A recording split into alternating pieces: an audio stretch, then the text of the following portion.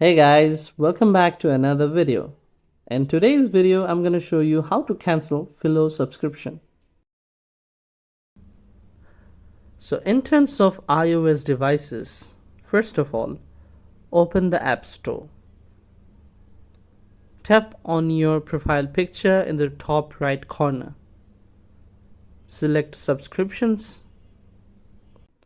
Find your active Philo subscription and tap on it.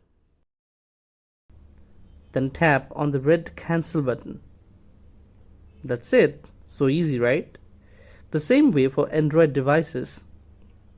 Open your Google account. Tap on Manage your Google account.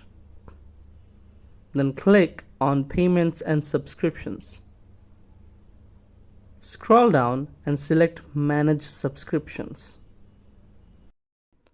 Find your active Philo subscription and tap on it.